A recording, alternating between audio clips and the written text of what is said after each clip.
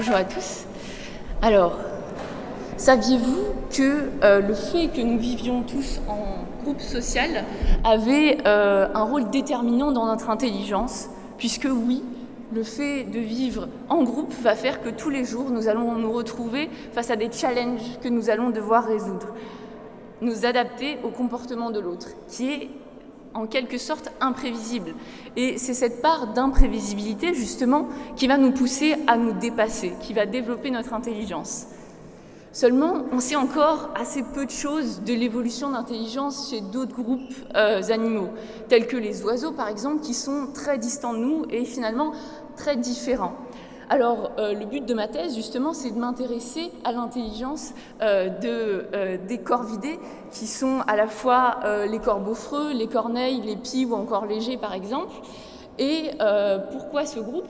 Puisque c'est un groupe qui a une taille de cerveau par rapport à la taille de son corps qui est la plus importante parmi les oiseaux avec les perroquets. Et surtout, ce sont des espèces qui, pour la plupart, vivent en groupe social de plusieurs dizaines, voire des fois plusieurs centaines d'individus qui vivent ensemble et qui donc vont entrer en compétition, notamment pour récupérer et consommer leur nourriture.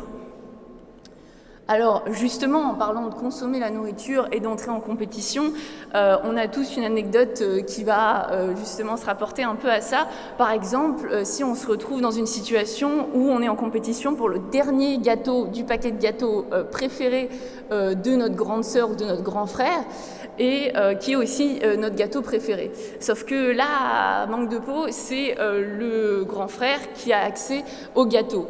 Et le problème, c'est qu'il ne va pas le manger tout de suite, il va le garder pour le goûter. Donc, qu'est-ce qu'il va faire? Il va le cacher pour être sûr qu'on ne le mange pas pendant son absence. Et il va donc aller dans la cuisine et chercher l'endroit où on aura le moins de chances de le trouver. Sauf qu'il nous connaît, on va souvent se planquer derrière les portes pour espionner ce qu'il fait. Et là, par exemple, on pourrait regarder à travers le trou de la serrure pour voir où est caché le paquet de gâteaux. Donc, qu'est-ce qu'il va faire? Il va, par exemple, chercher le seul endroit de la cuisine qui est bien caché, qu'on ne peut pas voir même depuis la porte. Et évidemment, il ne va surtout pas utiliser le seul tiroir de la cuisine qui grince, dans lequel on aurait vite fait de trouver le gâteau. Et inversement, nous, on va plutôt chercher à dissimuler notre présence puisque, si on est repéré, il va potentiellement manger le gâteau ou chercher un endroit où caché qui sera encore plus difficile à trouver. Donc, s'il vient vérifier du côté de la porte, on va vite se reculer pour ne pas être vu. Et évidemment, on va arriver tout doucement pour ne pas être repéré au bruit qu'on fait. Eh bien, ces stratégies sont aussi utilisées par les corvidés, comme on le voit ici. Donc là, c'est un corbeau-freux qui a récupéré un gland qu'il aime beaucoup. Donc là, il surveille, surtout, il n'y a personne autour. Il récupère son gland qu'il aime beaucoup et il va aller le cacher dans une structure qui va pouvoir servir... Je ne sais pas ce qui s'est passé.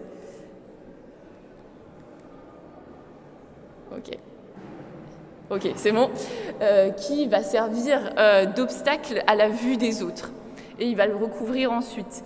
Alors, je vous parlais de la situation tout à l'heure où on n'avait pas accès directement au gâteau. On va donc chercher à récupérer la nourriture de l'autre, à lui voler, puisque là, il va aller le cacher et il va s'en aller après. Donc, on va pouvoir profiter de l'occasion.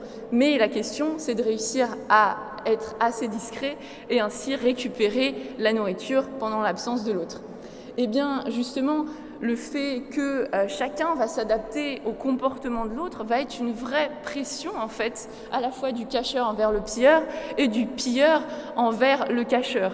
Et on va donc arriver à un développement, en fait, des capacités cognitives par cette sorte de course aux armements. Chacun va chercher à faire plus compliqué, plus difficile à trouver pour l'autre.